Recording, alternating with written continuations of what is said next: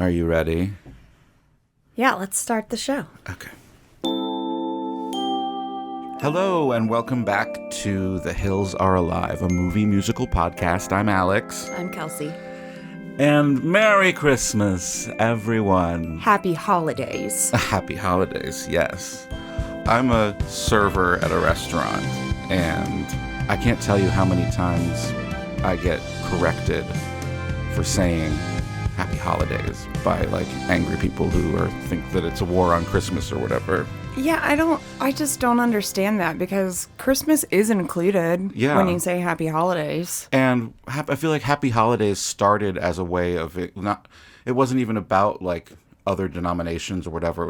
It was about the fact that you have Thanksgiving, Christmas, New Year's. It's just like talking about the holiday season. Yeah, it's a silly debate. I would say up there with the debate over Love Actually. And is it a good Christmas movie or not? It's not. Anyway. All right, moving along. All right, we'll move past Love Actually now. This week we're discussing a movie that I only saw for the first time last year. And I think, really? Yeah. And I thought this was a big one for you. No. And this was your first time watching it, right? My first time. So we're doing Meet Me in St. Louis, starring, once again, the iconic Judy Garland. Ms. Garland.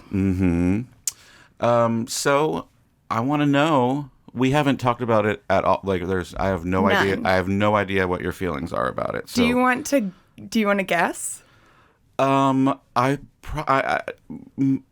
Okay. Guess how you feel? Yeah. Do you want to guess what letter grade I'm going to give it?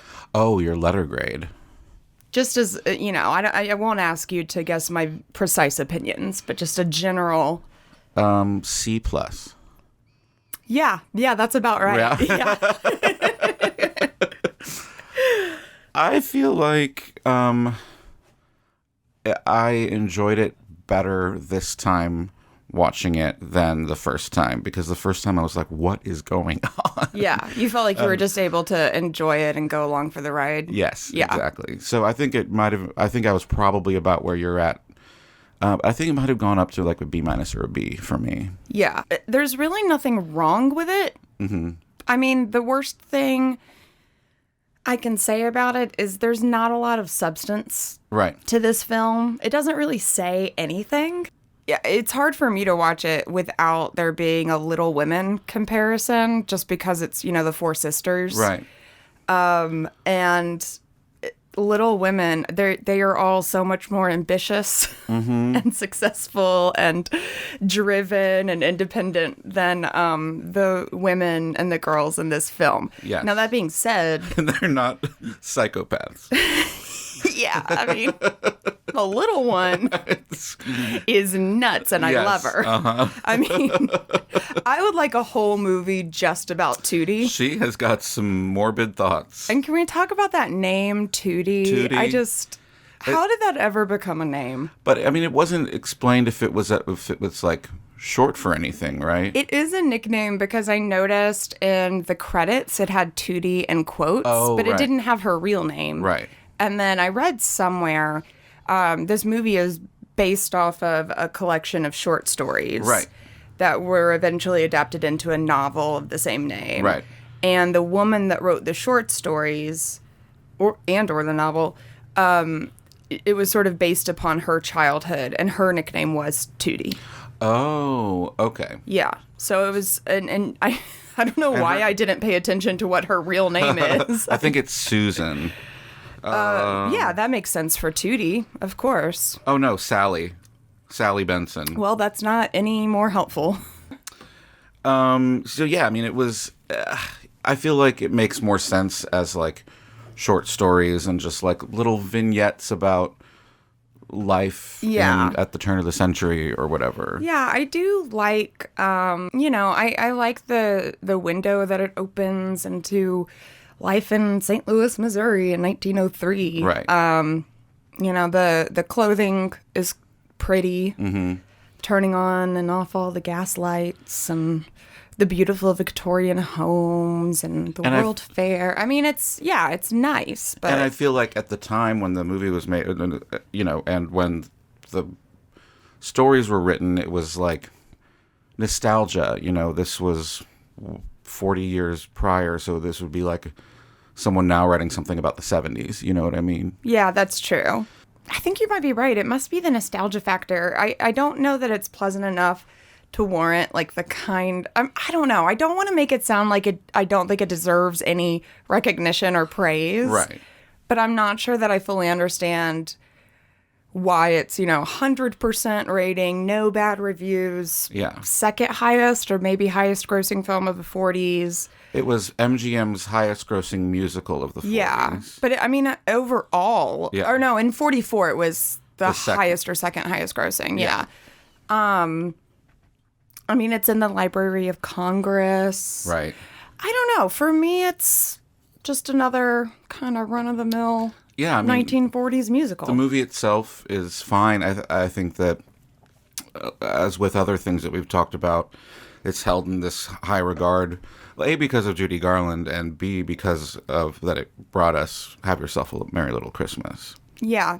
Yeah, and I mean, look, watching Judy Garland in this, it's undeniable that there's just something about her. Yeah. She has that star quality where when you watch her, when she's singing The Boy Next Door, I mean, she's so beautiful and her voice is so velvety and like rich.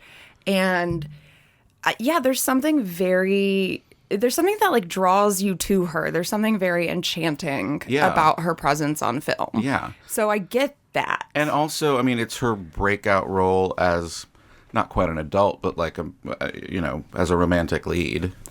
Yeah, definitely. It's nice to see her in a more mature role compared to Dorothy. Yeah. In The Wizard of Oz. And also, speaking of The Wizard of Oz, I will say this movie kind of shed some new perspective for me when it comes to The Wizard of Oz. Okay. Like, that movie, Wizard of Oz, it looks so incredibly modern when you compare it to this film, which actually came out 5 years later. Uh-huh. It's kind of, like, shocking to me how out there The Wizard of Oz is compared to this, which is it's very tame, it's very mild. Like, today, I feel like Meet Me in St. Louis would be a Hallmark movie. Right. I mean, there's no stakes. No. And it's one of the most, like, tied up in a bow endings that I've ever seen. Yeah. But that's the thing, is it makes you feel good at the end. There's like, everybody gets what they want. Yeah. Yeah. I mean, it's very nice. Mm-hmm. Yeah. I will say I tried to keep track of my favorite things, and that wasn't hard to do because, as we've been discussing, the whole movie is just nice things. Yeah. So my first favorite thing, all the beautiful Victorian homes. Yes. Oh my gosh. It's gorgeous. It's gorgeous. Did you, I saw something about this and I forgot to write it down about where, as far as like being on location in those, outside the house and everything, where that was filmed. I actually was not, and admittedly, I didn't do as deep of a dive as maybe I should have, but I did not come across a whole lot of like content on behind the scenes or the making of. Right. Whereas, for a movie like The Wizard of Oz and most of the other ones we've done, there's been books, more info on that. Yes. Yeah. Yeah. On this one, not quite so much. Yeah. I mean, there was, I saw something about it that this was a real street somewhere. It looks like it. I mean, those houses are huge. Yeah. They have to be. But they were saying that, for the most part, the house is filmed from a lower angle. To make it look grander. Make it look grander and to make it see it how it would be viewed as a child. Isn't it crazy that they're just like middle class? Right. And their house is just huge. I mean, it would be like at least $3 million home today. Probably way more than that. And they've got Katie. Oh, yeah. Katie. She's funny. Yeah. Katie the maid. Mm-hmm. Yeah, so we open in the summer of 1903. Uh-huh. And we've got the beautiful title cards, as usual, with the overture and the gold frame around the credits and everything. And this is where I really noticed how, I don't want to say outdated, but maybe old-fashioned the movie really is. It's just the whole, the whole vignette is very, not vignette, but the whole title card. It's gaudy. Yeah. You know? Yeah, and I think that's, that's hearkening back to, what is that style called? Like the Art Nouveau thing that was happening at the time. Everything was very... Excessive and ornate, Yeah. And I think, it was made in, the mid-40s when modernism was starting to happen a little bit more, mid-century stuff. And I feel like that was intentional as far as, like I said, providing the nostalgia factor back to the sort of Victorian Edwardian era. And, I'm mentioning, it was the mid-40s, and I'm sure nostalgia was extremely important in that time, Totally. In the middle of World War II. Yeah. People were probably very desperate for simpler times. Right.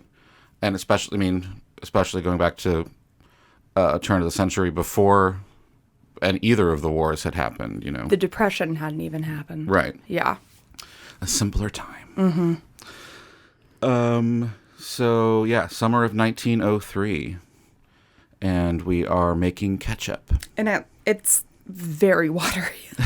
It looks very thin. Was all ketchup like that? I don't know. Katie says it's too sweet, and I tend to agree. I think ketchup is extremely sweet, and I hate it. Mm-hmm. Lon comes in, the one and only son, named after his father, Alonzo. Mm-hmm. Lon comes in, says it's too flat, whatever that means. Uh-huh. And then Agnes comes in. Agnes is the third daughter. Yes. And she comes in dripping wet after a swim, and she's singing "Meet Me in St. Louis." Yes. As she comes inside, she goes upstairs, and Grandpa is also singing Meet Me in St. Louis. Basically, this was the song of the summer. Right. 03. Song of the summer. Yeah, it was like their Montero. And, I don't know if they've revealed this yet, but basically they're all looking forward to this huge event that's coming to their city. Which did happen. The World's Fair of 1904. Yeah, and that year it did actually take place in St. Louis. Mm-hmm. And I do have some notes on that I'd like to touch on when we get there at the end. Yeah, sure. So Esther, who is Judy Garland, comes home with a group of her friends, and they are also singing Meet Me in St. Louis as they arrive at the house. And Esther is the second eldest daughter. Right. And then we have Rose. She is the oldest. Mm-hmm. So it goes Rose, Esther, Agnes, Tootie. Mm-hmm. And then I don't know where Lon fits in, but somewhere in there. I feel like he is the oldest because he's already talking about going off to Princeton. Honestly, the movie could do without Lon. Right. But see, I was not clear on their ages because Mrs. Smith, at some point in the movie, says that Rose is too young to marry. And then Katie, the maid, and Esther refer to her as an old maid. And I feel like that might have been a joke. I guess so. It's hard to know. Right. When it's supposed to be funny and when they're being serious. Right. When it comes to the whole, the dating rituals and all of that. Yeah. Because I feel like Judy Garland was, being overdramatic. It's like, she's almost too old, and Katie was, making fun of her and be like, yeah, she's practically an old maid. Yeah, Katie's pretty sarcastic. Yeah. But then it's there are other movies, for example, It's a Wonderful Life. Oh. One of the nightmare scenes is Mary's become a librarian. And she's about to close up the library. She wears glasses, and it's just the worst thing that could happen. She's got a unibrow. Yeah. And so, with these types of movies, or older movies, I'm never quite sure if they mean it or not. Right. It's hard to tell just based on, whatever was the... But they do talk about Rose going to college. Yes. So it does seem... I'm sure it was a joke, and that, she's not even 25 yet. Right. There was one scene where they were talking about, it set it out a little bit more clearly when he was talking, when Alonzo first talks about moving to New York. And they're all like, this is where it seemed to set it out a little bit more clearly. It was like, Esther is going to be a senior and Rose is going to graduate. And then we know that... she's probably 18. Right. And we know that Lon is going to Princeton, right? Yeah. So, I don't know. They all seem very close in age. That Mrs. Smith was pregnant for a long time. She had to take a break after Esther. Yeah. All right. So anyway... So they drop off Esther, and she talks to Rose about this phone call that she's supposed to be getting. Esther then conspires with Katie. Yes. Or she's conspiring with Katie to try and get dinner pushed up an hour earlier so that Rose can take a phone call from Warren Sheffield, who they think is going to propose to her over the telephone. Right. Which Katie objects to. Yeah. Specifically being proposed to over an invention. And you know what? I got to say I agree with Katie on this one. I would not want to be proposed to over the telephone in 2021 or in 1903. Right. Although in 1903, I might think it's a little bit cooler. And I mean, this is like new technology. Like, what is like the newest thing that we have these days? I don't know. It would be like, I don't know. Like he's gonna propose over Snapchat or something. I don't know. Yeah, that would be. Yeah, I would strongly object to that. TikTok proposal. So he's supposed to call at 6:30. So they're trying to do dinner at 5:30. So they have made this plan to try to move dinner sooner, and Rose comes home and sees the boy next door, John Truitt, just smoking a pipe in the front lawn. You know, just standing, hanging out, putting himself on display for the cute girls next door, I presume. So she and Esther decide to just very casually go out on the porch and look at him a little bit. Yeah, exactly. It does not get his attention. No. At all. They go back inside. I think at this point... They say that he's lived there for like 3 weeks. He's only been there 3 weeks. Yeah. And, I mean, it's very obvious Esther's feeling for him. So Rose tells her, well, look, I can get my friend to invite him to John's going away party. Right. So that is the plan. And then Rose finds out that they're going to eat early, and she asks Esther what's going on. And I do like this exchange. And this went towards my confusion about how old she is as well. Yeah. Because, so Esther tells her, well, we're going to give you some privacy to take your phone call. And she acts like she doesn't care about it at all. Right. Esther can't understand why. And then she says, well, when you get to be my age, you'll understand that, you know, life isn't all about boys. Right. I'm like, well, how old are you? And that's the thing is like, is this a joke too? It must be where a joke. She's like, I'm so mature, but she's only a year older than her, you know? Yeah, it must be a joke. It's just, it's hard with the delivery. Yeah. Because everybody maintained this like very proper way of speaking at all times. You know, there's no like sarcastic intent behind their voice. Right. And maybe that was a thing that was more, I don't know, obvious. I guess. Back then. I don't know. Yeah, probably so. And then Judy Garland sings her first big song of the movie, The Boy Next Door. Yeah, and this is the scene where I was just like, okay, this is Judy Garland's real star power coming through. And, I mean, every song that she sings in this movie became a standard. Yeah. Which is insane. It's great. You know, when you think about the cultural impact of that. But yeah, she looks beautiful. I mean, I don't know if we want to get into this right away, but I mean, the way that she was lit and made up and everything, and her hair and everything was very carefully planned. Yeah, they've got that soft lighting, and then you know, this one was Technicolor as well. Yeah. So like her hair especially really stands out against her super duper pale skin. Yeah. So then we're back in the kitchen. Katie is bottling up the ketchup, and she's like literally like, it's pouring like water. Yes. It looks like ketchup juice. Yeah, it looks like tomato juice. Yeah. Yeah. But like pinker. Yeah. That's probably the Technicolor. Yeah.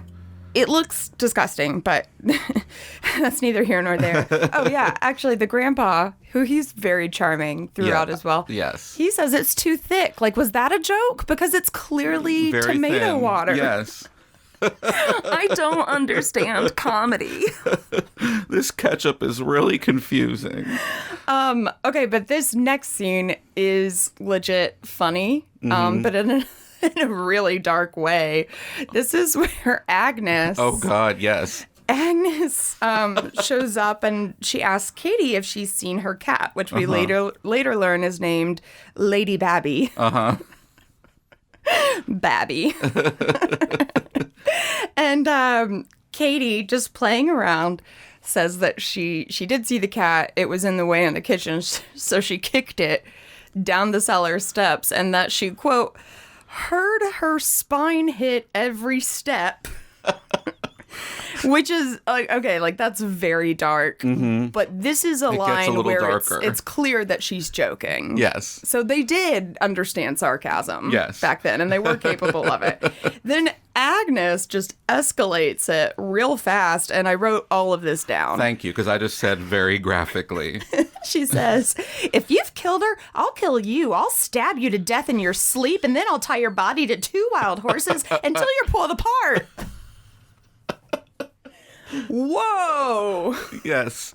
Agnes and Tootie both have very violent tendencies. Oh my God. And all of the adults are just like, kids. You guys are so cute. So silly. Oh, God. So I'll just go ahead and say that's my favorite thing, number 2. Like, you know what? This movie has its moments, and that's one of them. Yes. I mean... I love it. I had not remembered that line going into this and was surprised again by it. Yeah, it's a treat. It's also quickly followed by another much more mild but entertaining exchange where with Tootie. They tell her that they're gonna eat early. Oh yeah. And it is Tootie. And Tootie's it's Agnes. It's still Agnes. It's Agnes. Yeah. She's like, well, I can't get hungry till it's dark. And Katie says, great, you can eat blindfolded. Like, I love a no-nonsense maid. Yeah. As tropey as that is. It probably wasn't quite as much of a trope. Right.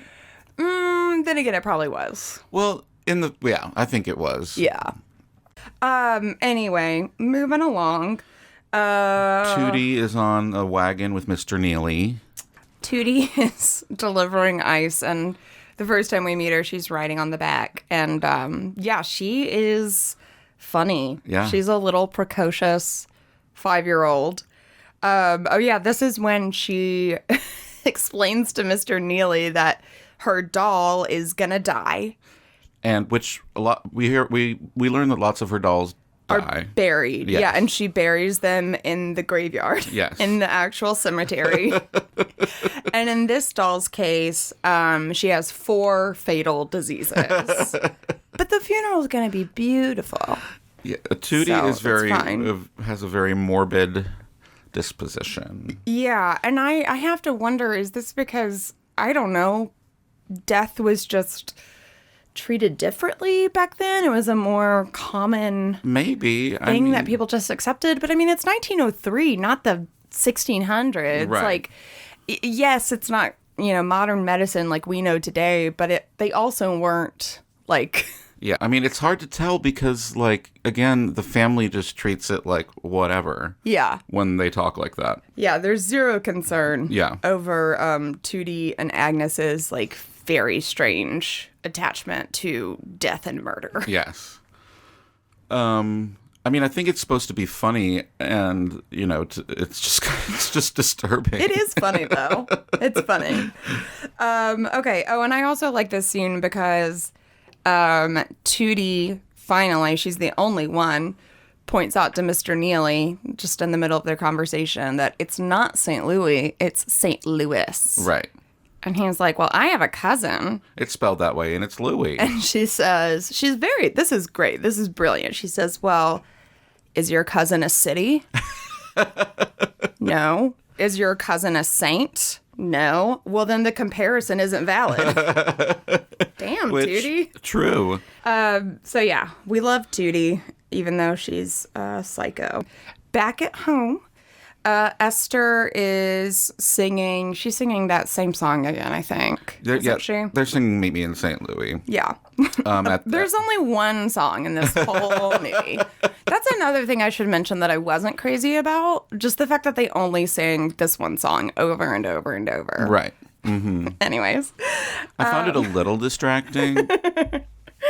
Yeah, they're singing the song. Mr. Smith comes home. He's a lawyer, blah, blah, blah, blah, says, stop that screeching. Yeah. He's very much like the trope of He's a business dad. Right. Yeah. Of the, frustrated with everyone dad and, I work hard to provide for you, and that's why I'm an absent father. Right. Yeah, that kind of thing. Right. And he also demands that they eat at their regular time because he needs to take a cold bath. He needs a bath. He's also, to me, very handsome. Really? Yes. Oh, wow. No, I didn't even cross my mind. Oh. If I had to pick the most handsomest boy in this movie, I guess I would pick John Truitt. Warren is pretty handsome, too. Not my type. Okay. He's I don't know. He's got a very strong jawline that makes him look like an asshole. I mean, he does look like a Yale man. Yeah, exactly. That's what he looks like. He looks like he rose crew. And there's nothing wrong with that. Right. Just not for me. Oh, I said he's about Alonzo. I said he's handsome and a lawyer. What a catch. Right.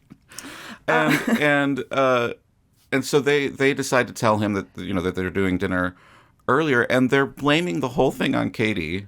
Well, Katie did tell them. Was it her idea to say that it was her fault? Oh, okay.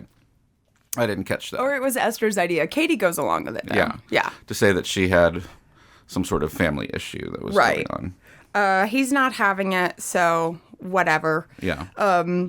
Even though Anna points out she's worked for us for 10 years and she never asks for anything. Yeah. But okay. He's all right, like, well, then Alonzo. she can give me her notice. Right. He's kind of a jerk. Yeah. So they have dinner at the same time. Thankfully, Rose is not the slightest bit sensitive about the pending phone call. Right. From Everyone Warren else cares more than she does. Seemingly. Cute little funny moment. You hear a clatter upstairs and Tootie goes, "Oh, that's where I left my other skate." Or that's where I lost my skate.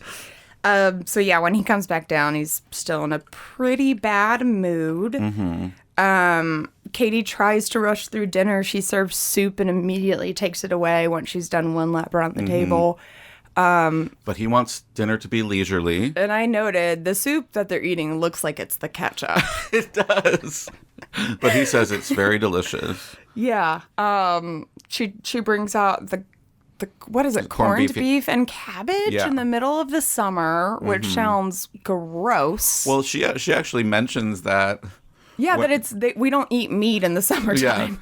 Yeah. Well, yeah, she was like, "All right, that's dinner after the soup." And he was like, "What about the dinner? What about the meal?" And she goes, "No one wants to eat hot meat in the summer." I mean, not corned beef and cabbage. Right. That's like the St. Patrick's Day meal, right? Yeah. So anyways. So they begin to slice the meat, and there's a phone call. Yeah, and okay, so this whole thing is unnecessary, but I guess it shows us that Alonzo is, your typical self-centered head of the household. Right. The phone call comes through, he takes it, and he's like, "What? No one's calling me from New York.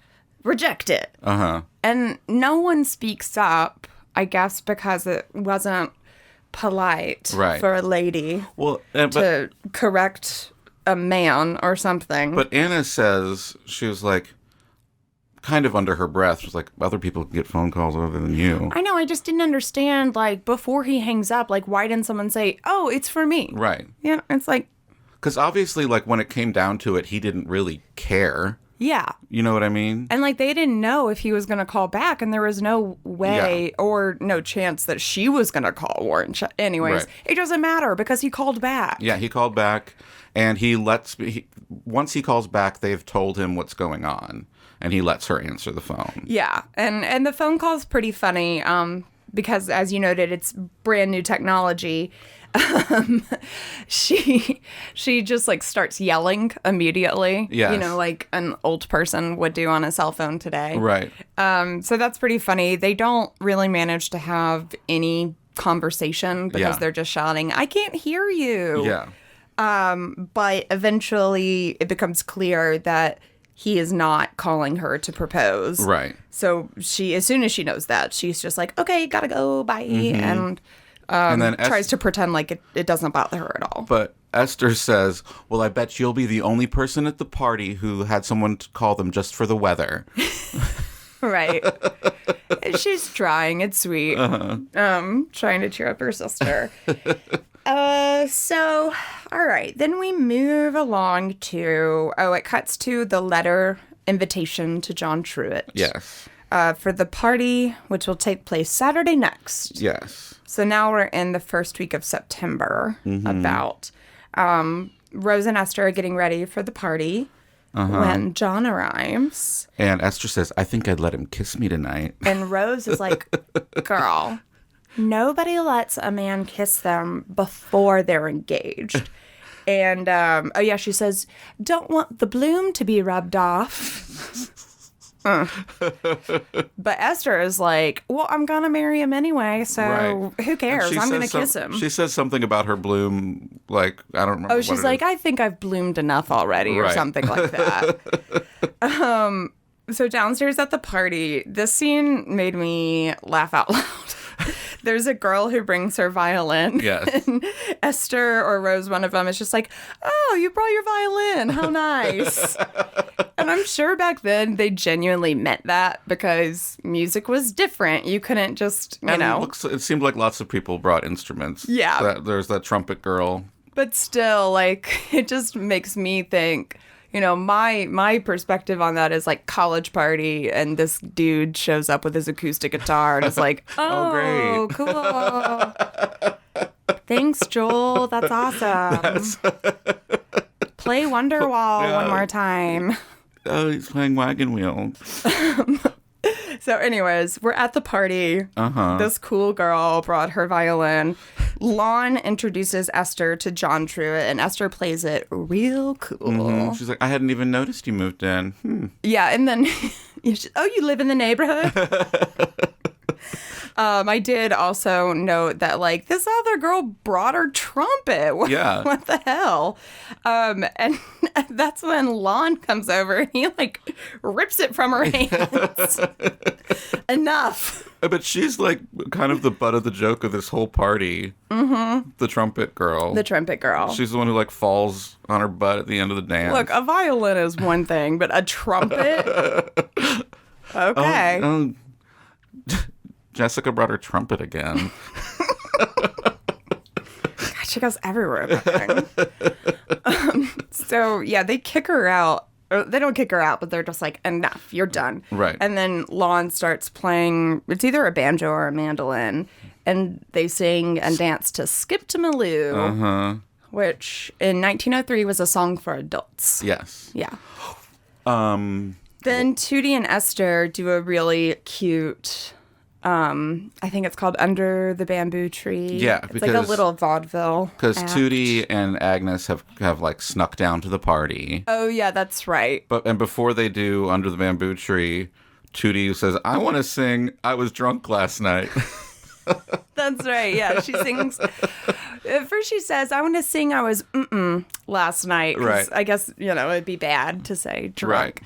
And I think it's actually Trumpet Girl that convinces them to let her sing because she's just too darn cute. And this is a common thing throughout this movie where, like, "Tootie, you naughty girl. It's you bad, you wicked girl." It kind of, okay, so it reminds me of, I used to volunteer for rock and roll camp, which I know you did once or twice. Yeah. And basically that's where you just, like, go hang out with kids that, formed their own band for the first time. Right. And they write their own songs, and it's adorable and amazing because they're all super talented. And they also always need volunteers. Yeah. So shout out to, Tennessee Teen Rock and Roll Camp. Look it up. Anyways. Youth empowerment through arts and humanities. Yes. One year we were talking about, the choir group, the singers, always do like one song, like modern pop song of the summer performance. And I can't remember who suggested it, but somebody was like, I really wanted them to do Chandelier by Sia. But it's like a song about alcoholism. Like the chorus is like 1, 2, 3, drink. Yeah. And no, we can't have the kids. And I heard that the imagery was not happy imagery about hanging from the chandelier. Right. Yeah, exactly. Yeah. But I mean, beautiful vocals. Yes. But might not be appropriate for kids. Exactly. Just like I was drunk last night. Unless you're Tootie.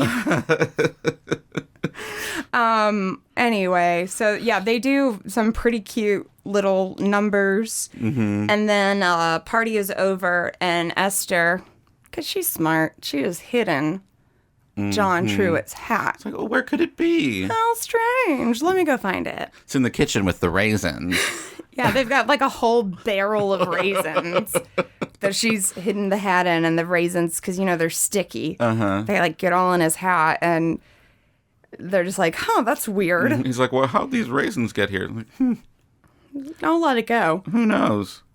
She asked him, so anyways, her ploy, her plot to get her and John alone has worked. And just as he's about to leave, she tries one more attempt to get him to stay, and that is help me turn off the lights. Right. Because there's so many, and I get scared of mice or something.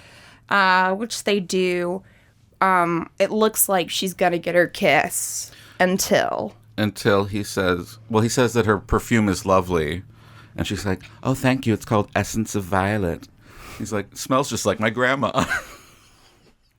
Yeah, and then he shakes hands with her to say goodnight and says, you've got a mighty strong grip for a girl. Right. Which, it's not the sexiest compliment. Right. He does say that, says, for what it's worth, you don't need any beauty sleep.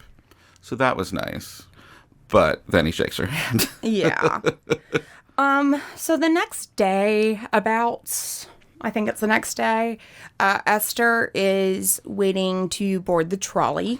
And is this like the inaugural run of the trolley or something? I don't know where they're going or why they're all getting on the trolley. It seems like it looks like they're hooking it up or something. I don't know if it had just been, I don't know. Yeah, it was not clear what the trolley was about. I know they were going...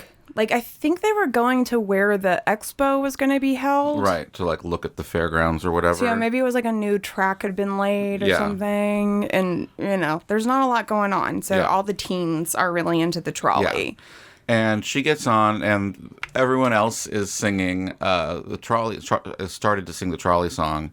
And she's not into it because John's not there. Right. Okay, so the Trolley Song. Let's talk about it. Yeah, because it's a big one from this movie. And if you grew up in the way that I knew this song before I ever watched this movie was from there's this old SNL skit, I think from the 80s. Where it's like those two lounge singers and they sing this song and they're supposed to be like old lady lounge singers. That's funny. But yeah, every time they had a skit, they would sing this. Yeah. Your nephew loves this song, right? Yes. Yeah. And Judy Garland, I think. Yes. If I have that right. Yeah. It's pretty cute. Yes. He loves this song very much. It's catchy, it's fun, it's cute. It's probably my favorite song in the movie, although The Boy Next Door I like that one a lot as well.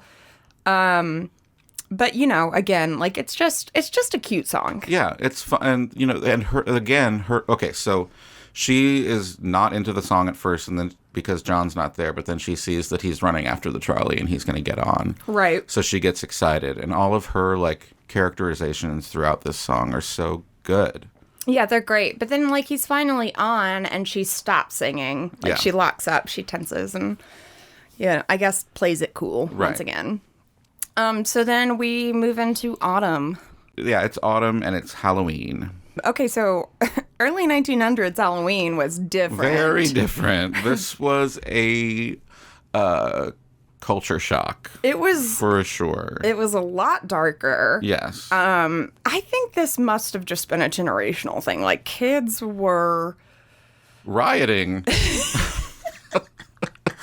Okay, so I did a little bit of research on 1900s Halloween. Uh-huh. First of all, there's no cute costumes. Like, they're all kind of dressed the same, which is like, it looks like, you know, people's old clothes that they put into like a costume right, but they're not trying to be like, you know, a kitten or a ladybug. Like, they're all just dressed like tattered.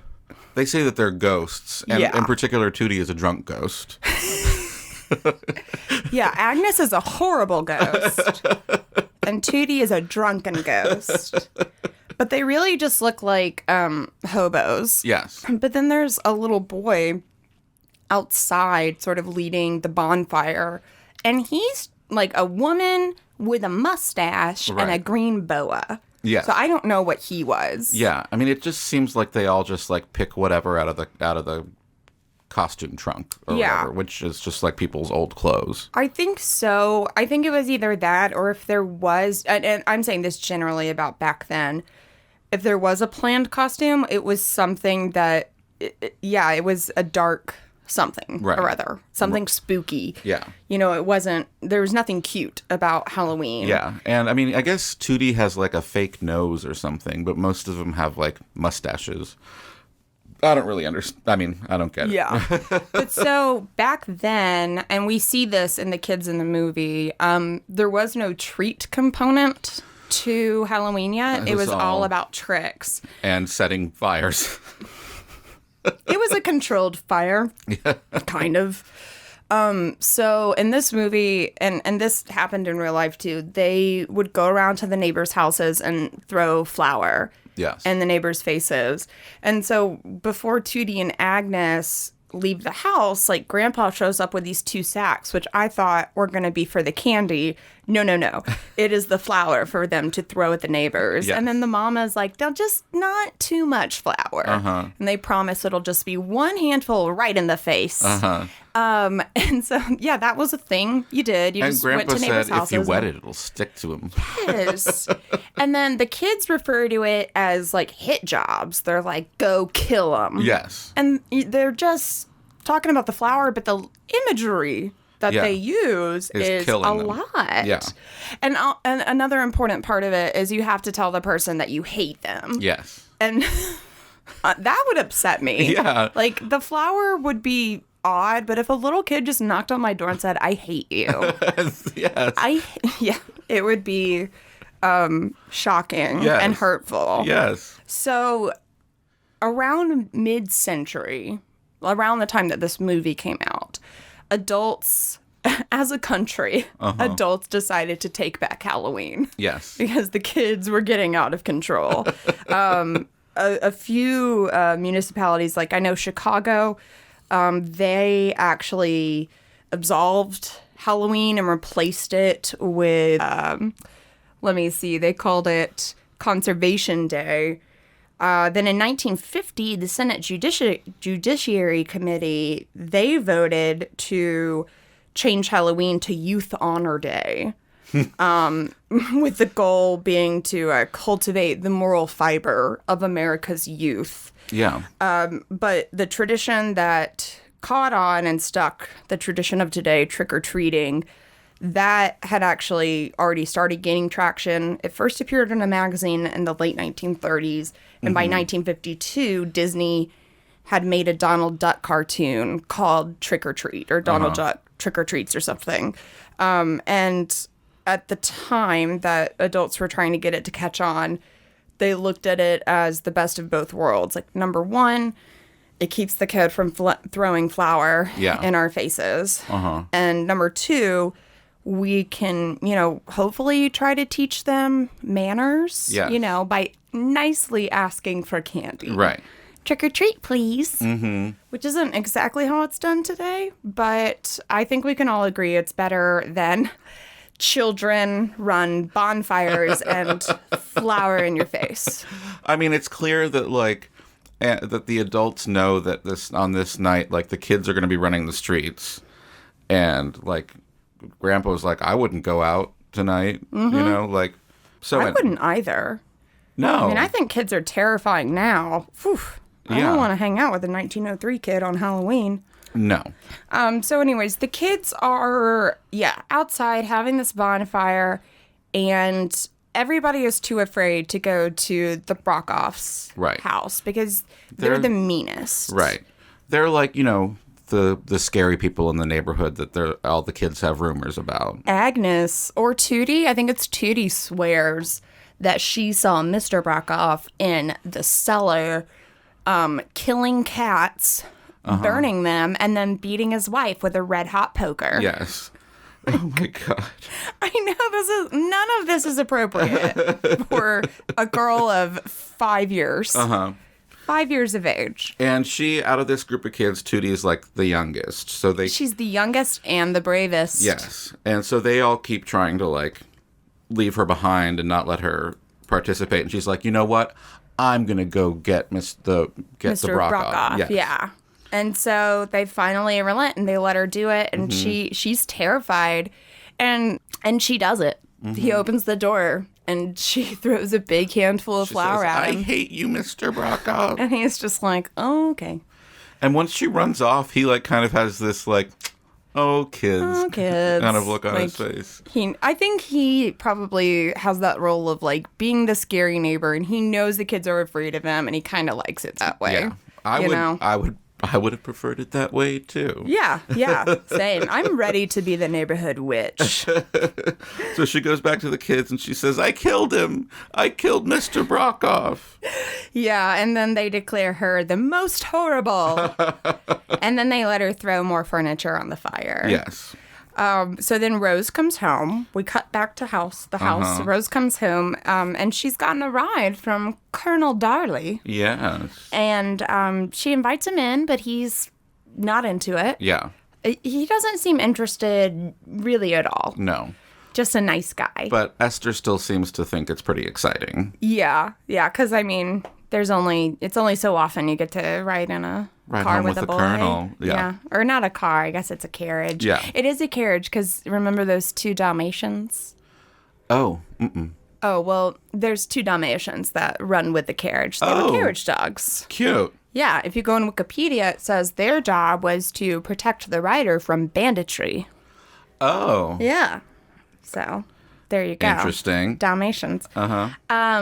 So she invites him in. He says no. She goes inside. She's with Una and Esther, I believe, when they hear a blood-curdling scream. And they know that it's Tootie. And they're like, and they hear the trolley too or something. It seems like they know that she's been, like, hit by the trolley or something. The layout of this town is not clear. Yeah. But, they know the trolley's involved somehow, so that's where they go to try and find her.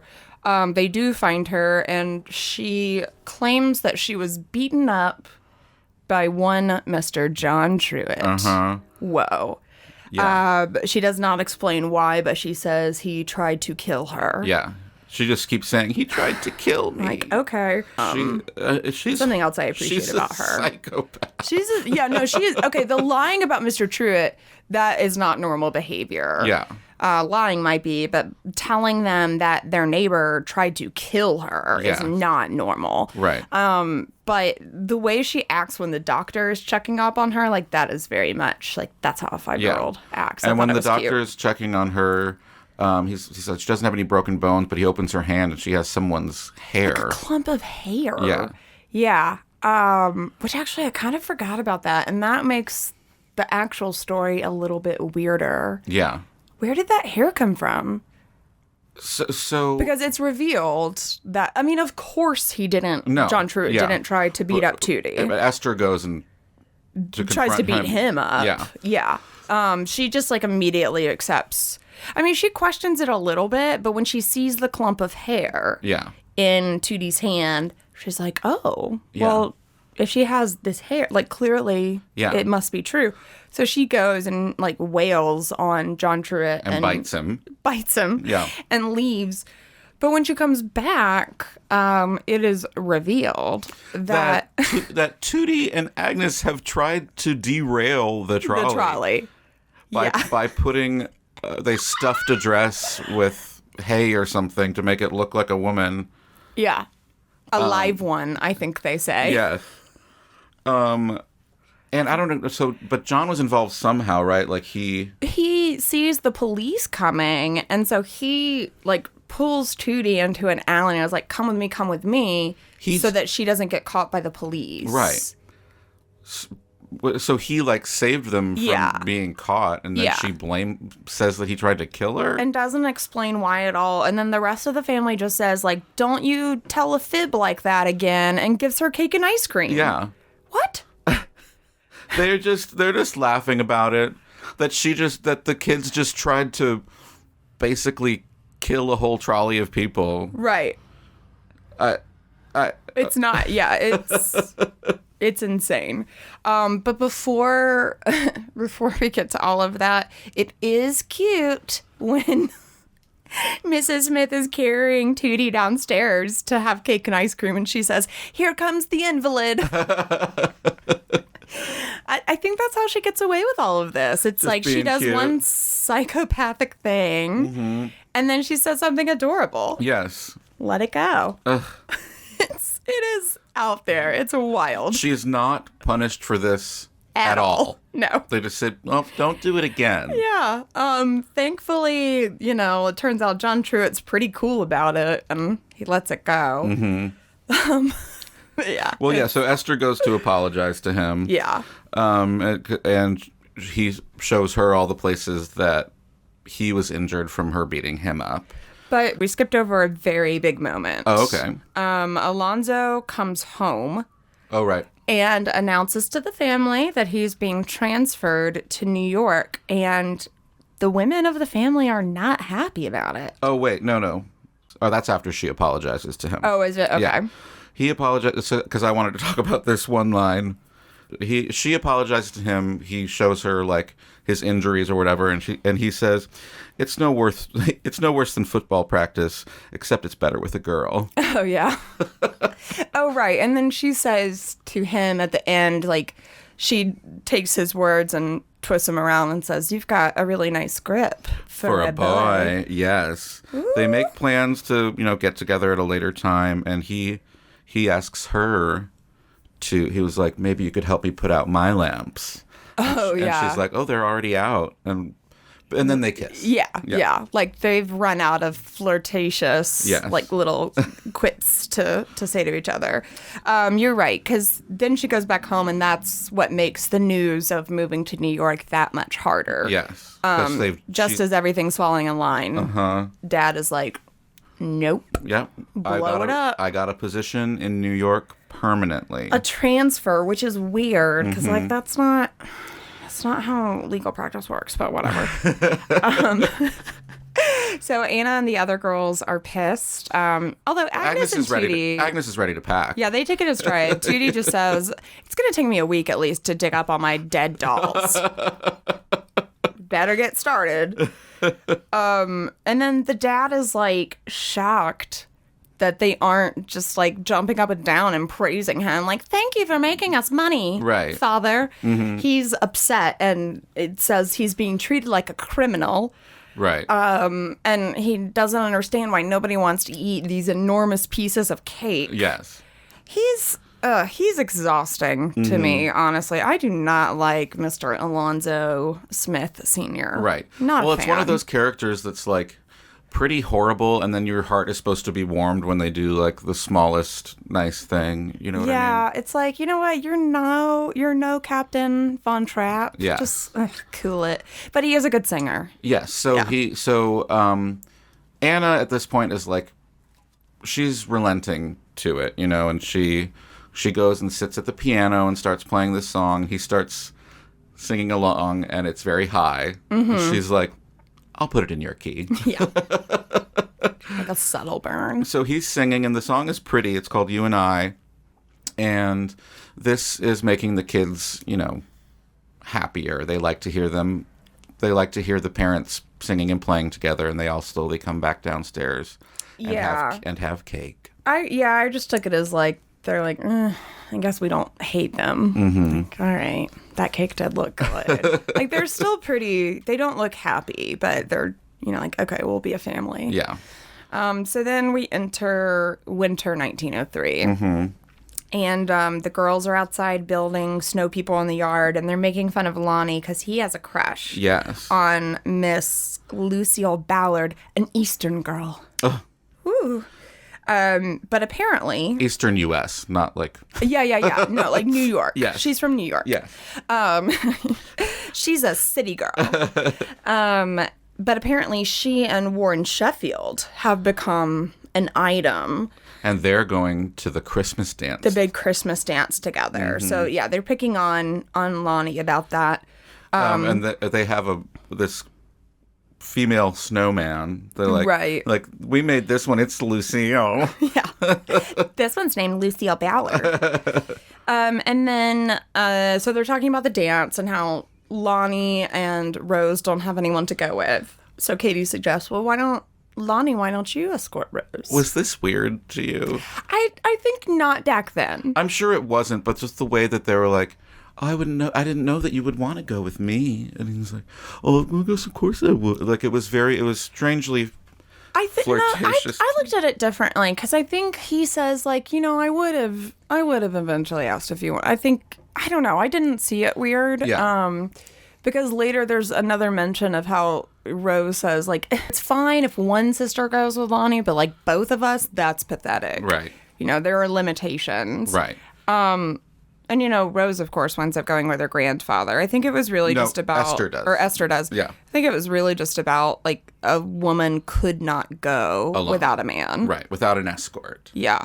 Just any man will do. Yes. Apparently. So eventually Rose agrees to go with Lon Jr. And then Rose and Esther are putting their corsets on, and Esther's not into it. Yeah, because, she ties it so tight that, like, she can't move. Yeah, she can't even sit down. But they say, we need all the allure we can get to compete with this city girl. They do say Eastern girl, but... When is it that they concoct the plan about sabotaging her dance card? Like, right before they get there. Oh, okay. There's also another great line from one of these psychopathic children. Agnes is in the room with Rose as they're getting ready, I believe. And she asks, what am I getting for Christmas? I hope it's a hunting knife. All right. So anyway. But yeah, no, so the reason Agnes came in was to tell Esther... There's somebody downstairs to see you. It's Lonnie. He is there to tell her. John Pruitt. Yeah. Getting the names confused. I actually thought that John and Lonnie looked too similar. Yeah, they look too much alike. Yeah. I thought that too. It's very similar hair and... It just creates unnecessary confusion. Yeah. But so John Truitt is down... John Truitt, right. Yeah. Is downstairs.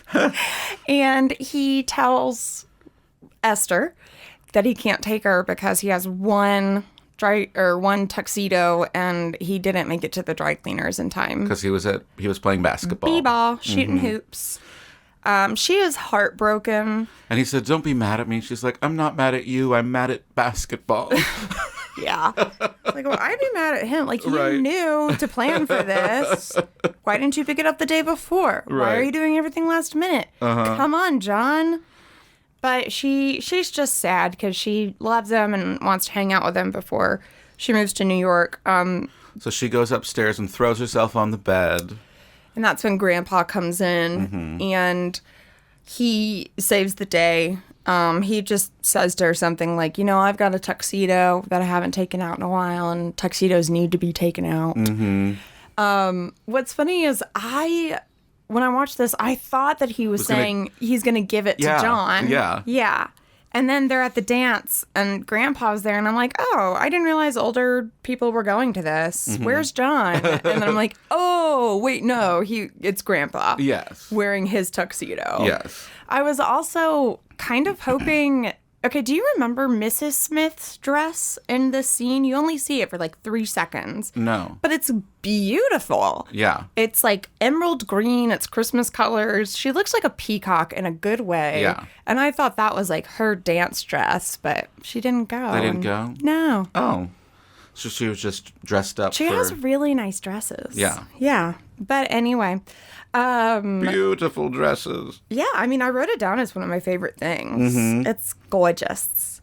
So anyways, Grandpa takes her to the dance, and this is where somehow they, like, Esther and Rose steal Lucille's dance card, or they use Esther's dance card to write down the names of, like, all of the loser boys. Right.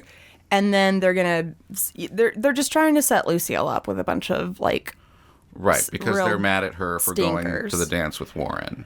Right. Like, their goal is to ruin her night. Yes. I just... And when she shows up, she is just the sweetest girl. She's super nice.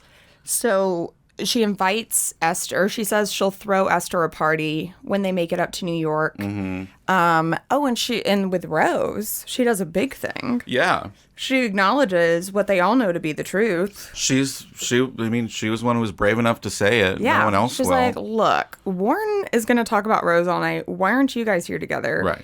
And I guess that means I got to hang out with Lon over here. Yeah. It's like, I wanted to hang out with Lon anyway. Yeah. So Rose tells Esther the plans have changed. Mm-hmm. And karma hits Esther, and she gets stuck dancing with all the loser boys. And they are losers indeed. And Lucille gets her wonderful dance card that starts with Lon. Right, exactly. Mm-hmm. Eventually, Grandpa rescues Esther from one of her terrible dances. Who are all just flinging her around the dance floor. Oh, God, they're awful. And the last one looks like he's about 12 years old. Yes. Grandpa rescues her. And I guess this is a little surprise that he and John have planned out, because I think they go behind a big Christmas tree. And Grandpa, when they're dancing, is moving very limberly. He's flying across that dance floor. And this was actually a cool scene. Say, this was a cool grandpa. This was a cool grandpa. This was like the actor was an actual cool grandpa. And you can see it.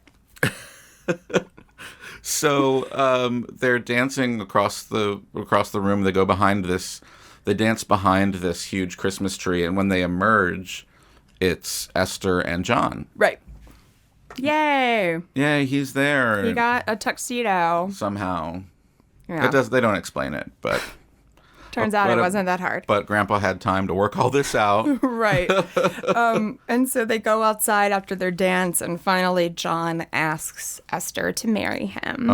And she says yes, but it's kind of like they both know that it may not be real. Right. Well, we come into the scene after he's done it. Yeah. And so you don't exactly know what happened. And she's crying. Yeah. And yeah. And she's like, I thought that you'd say it, but I didn't know if you would, I didn't think I would cry like this. Right. But the answer is yes. But she does acknowledge that she's probably still going to go to New York, and that they're going to have to work something out. But because at first they're on board. At first they're like, now you can stay, you don't have to go. And she was like, well, maybe, do you think we can still work it out if I go? Well, because he was going to go to college, too. Right. And I think she doesn't want to just, uproot everything all of a sudden. Right. And it's made more clear what her decision is.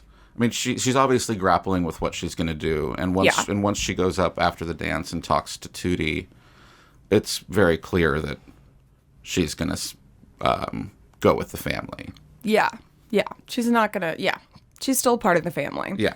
She goes home, and she finds Tootie is waiting up for Santa. Yeah. This is when she sings Have Yourself a Merry Little Christmas. Yes. I have a couple notes about this scene. Yeah.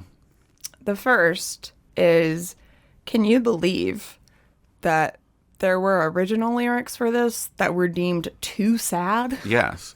And the lyrics that they kept in the movie are pretty sad. Are even more sad than the version that we have Right. now. The line about muddling through somehow is not it's not common today. Now it's hang a shining star upon the highest bough, and in the movie it's until then we'll have to muddle through somehow. So the original line that they cut out because Judy Garland was like, no, this is too much. It goes, have yourself a merry little Christmas. It may be your last. Yes. Next year we may all be living in the past. It may be your last is just like very ominous. Yeah. Anyways. Margaret O'Brien, who played Tootie, attributed those changes to Judy Garland. And even said that like what ended up being the lyrics were, Judy Garland's idea, that she helped in writing them.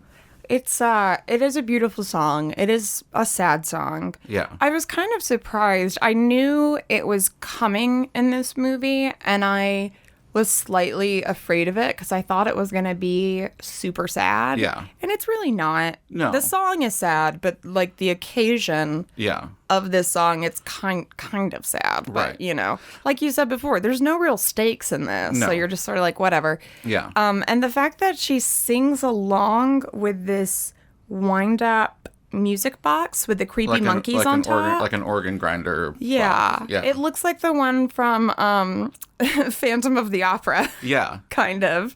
And those are always creepy. I think we know them now to be like kind of creepy things, but in this context, it's like a kid's music box. You know what I mean? I guess so.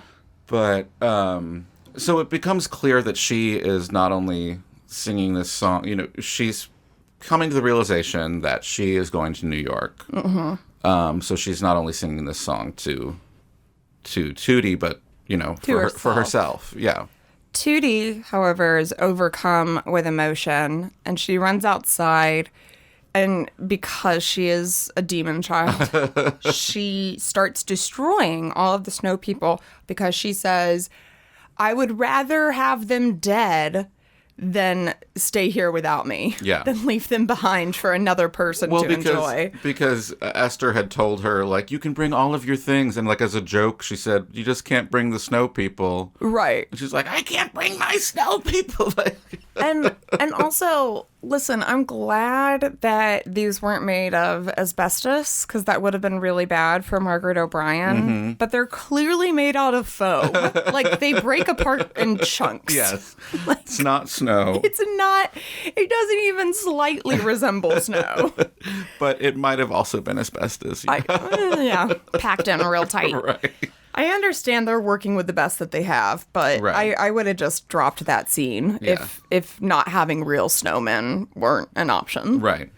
But anyway, so Alonzo Sr. is watching all of this happen, and it finally hits him that he cannot uproot his daughters and move them to New York. Uh-huh. And he decides what time of night is it? Because she's just gotten back from the dance, so it can't be that super late. Yes. But it's still late enough for everyone else to be in bed. Right. But not so late that Alonzo opts out of waking up the whole house. Right. To announce that they're not going to leave. It's like, that would have been a really nice Christmas morning surprise. Right. But they do say, so it must be around midnight, because once he makes the announcement, Rose goes, oh, right, it's Christmas. Yeah, they start opening presents. Yeah. I mean, maybe they're one of those families that, like, wakes up at midnight. I know some people do that. Yeah. I don't think so, because they're trying to get her to go to bed so that Santa will come. Yeah, no, they're not. I'm just trying to come up with something. Right. It seems rude. I would have been like, you couldn't wait 5-6 hours to tell us this. But anyway. And also, this is another weird thing. This is when Warren shows up. Oh, right. Out of the blue. I guess he saw the lights on and thought, I'll just barge in the door. Yeah. But he barges in and he tells Rose, we're getting married and I don't want to hear anything about it. Yeah, it's not a proposal. And then he leaves. Yeah. She's like, it's great. Like, just points at her like, we're getting married. I mean, I know it's what she wanted, so yay. Sure. But sheesh. All right, so we finally we have a lovely Christmas, and we make it to spring. Yeah, so now the family is staying. Yeah. Esther is engaged, and Rose is engaged. Right. Everything has worked out to plan. Yeah, and the house in springtime is just gorgeous. So beautiful. And they're all in their, like, white frilly spring dresses. Once again, Anna, Mrs. Smith has the best one. It's gorgeous. Yeah. It's a little too lacy for me, but, if you have to wear a white dress for the World's Fair. Right. I'd wear that one. So, yeah, they all go to the Exposition, and they watch, I learned later, so they're all standing around, just, doing fair things, eating cotton candy. Yeah. And they watch what was called the Electric Palace. Yeah. They watch it light up, and they say something about how great St. Louis is. Can you believe this is here? In our home. Right. Yeah. Right, and the last line of the movie is Judy Garland saying, right here in St. Louis. Yeah, it's a great advertisement for St. Louis. Like, I don't know if they were doing this back then, but I wouldn't be surprised if St. Louis funded this movie. Right. That's it. Yeah, and it ends. Yeah, and I mean, electricity was fairly pretty new at the time, Yeah. Because I feel like there were some in their house. It seemed like there were some electric lights. They had one chandelier that was half and half. Yeah, but it was mostly gas. Yeah, I think so. Yeah. I mean, they had a telephone. Yeah. That was probably, I don't know. With that, I feel like that would have been a bigger deal than electric lights. I just keep thinking about Downton Abbey because the very first episode is in 1912. And it is a huge deal that they've gotten electricity in their old British house. Right. Yeah, because the first season of Downton Abbey happens like right after the Titanic sinks or something. Yeah, it's like the very next morning. Right. Because Patrick Crawley was on the Titanic. Oh no, who's gonna inherit the estate? Right. There's a new one coming out soon. I can't wait. Anyways, okay. That's the end of the movie. Yeah. And yeah, like we said before, there's nothing really wrong with it. Nothing really. But it leaves amazing you with about like it, feeling but it's nice. like leaves you feeling good. Everyone gets what they want. It's fine. Yeah.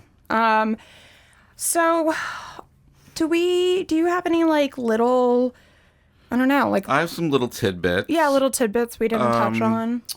So let's see. We were talked about how it was based on the short stories and eventual novel by Sally Benson. And that came out between 1941 and 1942. So, I mean, it's a pretty quick turnaround. Yeah, and to the movie. What were those stories called? It was called the address. The address, yeah. Something Kensington. 51. It's in the lyric of the song too. 5135 Kensington. Yes, and he lives at 5133. Right. Kensington. Yes. Yeah. Oh, that's in The Boy Next Door, right? And it was a series of essays in the New Yorker. Let's see. It was published by Random House. Blah blah blah. I also there was this L.A. Times article by Susan King in the L.A. Times that was an interview with Margaret O'Brien. It happened pretty recently. Yeah, she's still alive. I was surprised to find. That's awesome. And she she was in a lot of things. Big child actress. It's funny that you brought up Little Women because she was in... Yeah, she was. I saw that. Yeah, she was in Little Women. Did she play... Amy? Amy, yeah. I think so. She must have, because it wasn't that long after this. No. It was in... because who was it? It was like Katharine Hepburn... what's her name? Olivia de Havilland, right? I never saw that one. I haven't seen it either. Anyway. We've got two really good ones. Yes. Yeah. Who needs another? So she had some very cool things to say. She said that, this was an exact quote. She said, Judy was so much fun to be with on set that she was making me laugh. Judy was so much fun to be with on the set that she was making me laugh before the scene. Okay. Judy was fun to be on the set. One more time? I can't get this right. I mean, I'm just reading what it said. She was basically saying that she was making her laugh. Judy was fun to be around. Yes, exactly. Let's see. There was this old Hollywood lore that Vincent Minnelli got O'Brien, that he got her to cry by telling her that her dog was sick. But she said that was not the case. Good. Basically, she said that her mother would never have let that happen. She says, "I'll tell you how they got me to cry." She said that she was in a contest with June Allison, who was another child actress at the time with MGM, who was the best crier, and she wanted to have a contest with her to see if she could cry better. Okay. So that was her motivation to cry. Just healthy competition. And she said the reason that she cried was because she didn't want June Allison to be better than her. Right. She was thinking about June Allison being better than her. Yeah. She probably murdered that girl. With a hunting knife. But also, she ended up getting what was called a juvenile Oscar at the time for this role. Right. Yeah, I saw that. Let's see. I think Judy Garland got one for, was it? Oh, she got one Wizard of Oz. For Wizard of Oz, yeah. There is a film historian named Jeremy Arnold said that this was an innovative movie musical at the time because it integrated the songs into the story more, as far as like not just being like that they moved the plot along and had something to do with the story. I mean, Wizard of Oz did that. I know. Yeah. I don't know. Get out of here. So he said it was less. It's not a Busby Berkeley stylized extravaganza. It's more natural. So okay. We all know who Busby Berkeley is, right? I don't.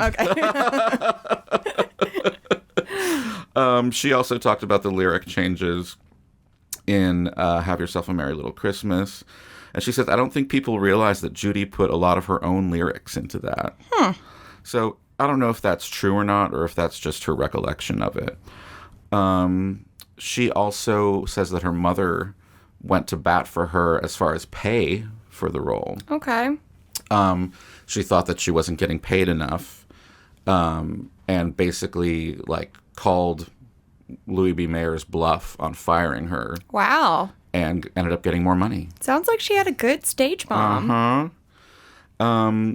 Also, she said, and this is kind of known to be true in Hollywood lore as well now, but she said that Judy got a lot of rest on that movie set, and it certainly showed. She was on time. She was very happy. She looked beautiful. It's amazing what you can do when you're not forcing pills down a girl's throat. Yeah.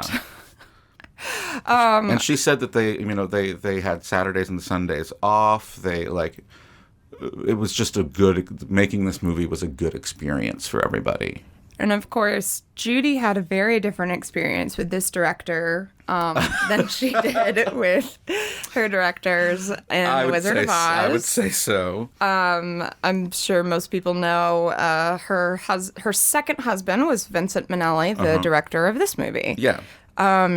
I don't know a whole lot about their relationship. I know they divorced in 51. Yeah, that's right. So they were only married. I think they got married in 45 or 46. Yeah, just a little bit after this movie. So they were only married for like 5 years, but it was long enough. No, she had. I think they were married in 45. She had Liza in 46. Yeah.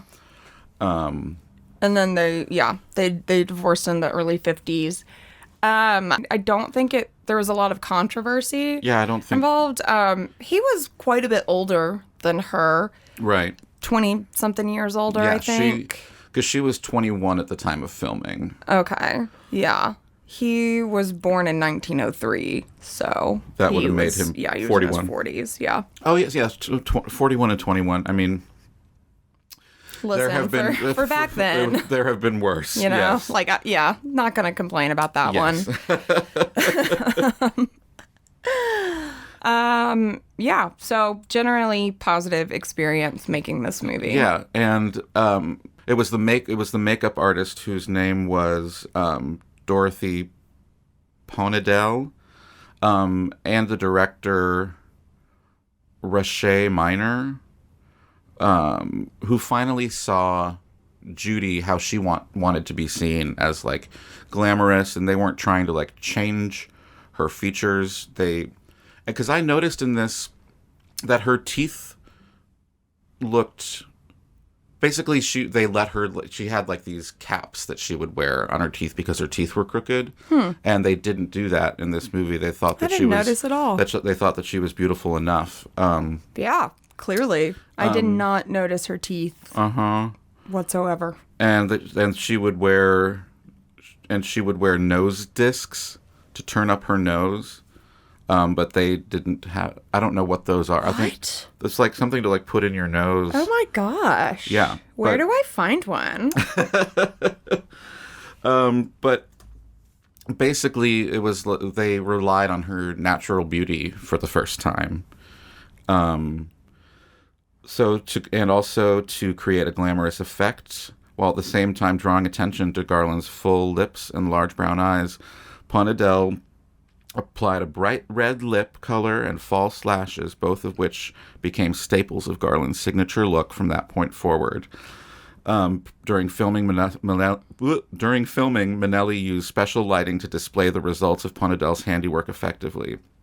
Garland was very pleased with the results, and even more impressed when she attended a screening of the film and saw herself on screen, and later stated that working on this film was the first time she had ever felt beautiful. She would continue to work with Ponadell for the rest of her years at MGM. Yeah, that goes along with a little bit of research I did, or just something I found from, I think he was the producer, Arthur Freed. Yeah. He said originally she didn't want to do the movie, but at the premiere, or after the premiere, she walked up to him and said, like, please remind me to not tell you what movies to make, because she loved it. Because she thought that, she thought, and I think Louis B. Mayer thought this as well, that it might be a bad idea to have her do like the girl next door young love thing, because that had been her deal with Mickey Rooney and stuff, just being the teenager. But it ended up that this movie was did the opposite and kind of launched her into more of an adult career. Yeah.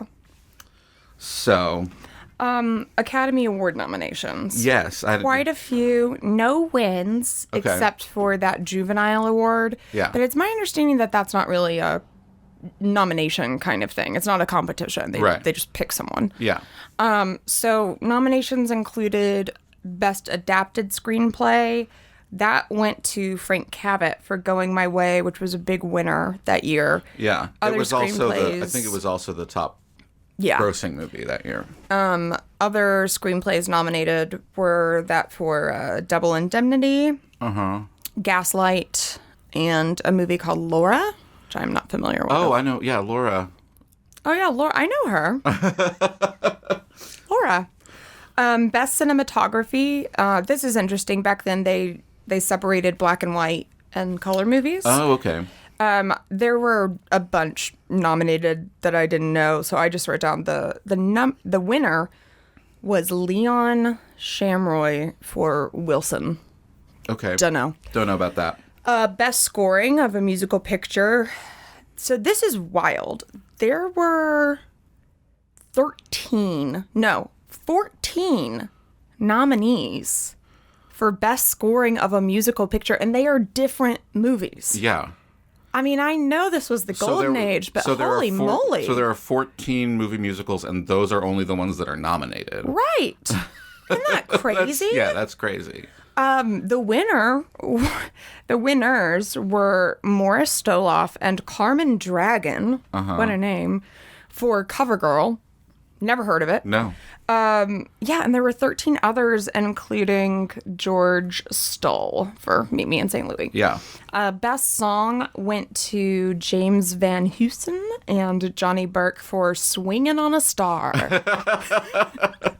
I don't know that one either, but it was featured in Going My Way. And then in that category, there were 11 other nominees, including the Trolley Song. Sorry. I was just remembering the Michael Jackson movie Ben. about his pet rat named Ben. Oh, when did that come out? The 80s? Is it too late to make that our movie for the 1980s? Let's talk about it. Okay, so those are all of the notes that I have on Academy Award. Yeah. Like I said, they didn't win anything except for Margaret O'Brien as the psychopathic Tootie. Yeah. Let's see. I don't know if I have anything else. I have like one more note about the music in the movie. I just thought it was interesting that there was a song by Rodgers and Hammerstein that was cut out. Oh, yeah. Called Boys and Girls Like You and Me. Okay. That's all I got, though. Yeah. I probably should have left that out. It's interesting that it was a Rodgers and Hammerstein song. Would you like to hear just a little bit about the World's Fair? Sure. So, in the movie, Quentin, the kid at the trolley, he estimates that they're going to spend $50 million on the World Fair. Yeah. That was a little bit over. Yeah. It was actually 15 million. That's which at least sounds low. 50 million for 1903 would be insane. Yeah. Insane. Mm-hmm. But that being said, that's just like government funding, like from state and feds. So it could have cost 50 million. I mean, weren't World's Fairs like funded by like donors of like corporations who wanted to like, or was that not till later on?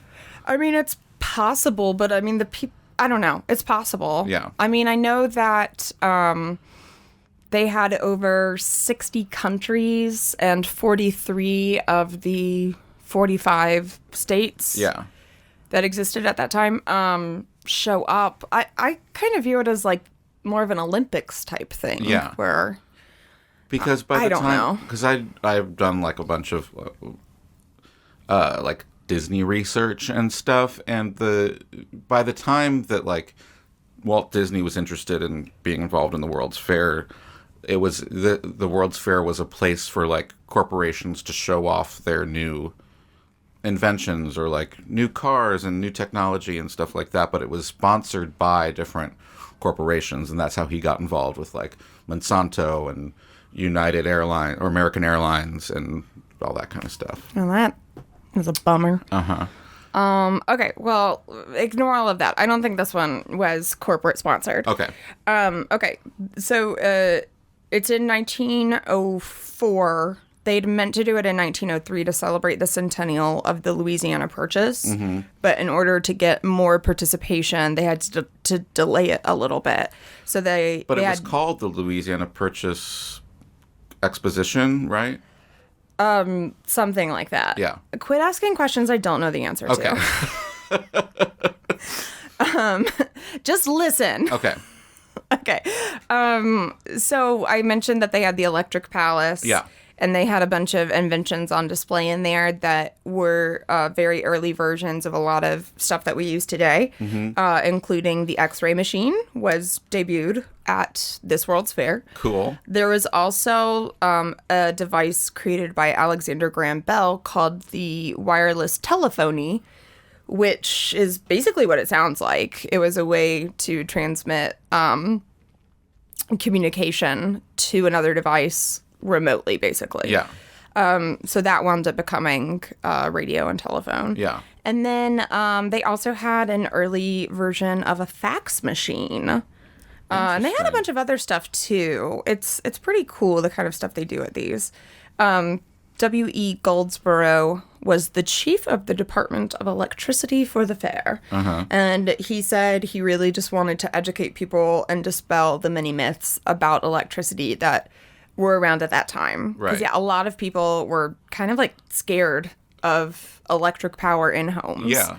Like, I know that that's a thing on Downton Abbey. I don't know. I think people thought they would get shocked, or it just seemed unnatural. Like, why would anyone need electric light in their home? That's crazy. Yeah. I mean, and I guess, it makes sense. I mean, and it was responsible for many a fire, I'm sure, but... Yeah, I mean, it still is, technically. Yeah. That's all I really have for the World's Fair. I do have one more little bit of trivia, but it is not related to this movie, so I will save it if you have anything. That's all I have. Okay. Well, I didn't really do recasting because it's like... Forget it. Yeah. I don't do it either. I don't want to see this movie remade. No. And it's just like, it's a bunch of teenagers again, and we don't... I know, I'm so tired of trying to come up with young people. Yeah. Olivia Rodrigo. Like, whatever. Zendaya. Yeah. Last piece of trivia. This came up last time. I feel bad about it because I wasn't laughing at a kid dying. It was just... We kind of chuckled over the term congestion of the brain. Yes. Because we didn't know what that meant. Right. Oh, did you look it up? I looked it up. Okay. It's what we would call today cerebral edema. Okay. Which is basically a buildup of fluids that leads to intracranial pressure. And I'm not saying that this happened, but a common way it happens is through trauma. Yeah, through an injury. Yeah. So that is congestion of the brain. Mystery solved. As to how someone's baby died. Yeah, it was the author of Wizard of Oz's wife's niece. Yes. Named Dorothy. Yeah. We're not laughing at her again. We're not. It's not funny. But I think that's all we have for Meet Me in St. Louis. This is our second annual Christmas episode. Yeah, are we really going to end it on...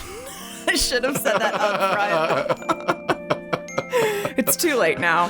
Merry Christmas, everybody. As always, thank you to We Own This Town. And you can catch us on Instagram at The Hills Are Alive Pod. Thanks, y'all. Merry Christmas. Happy holidays.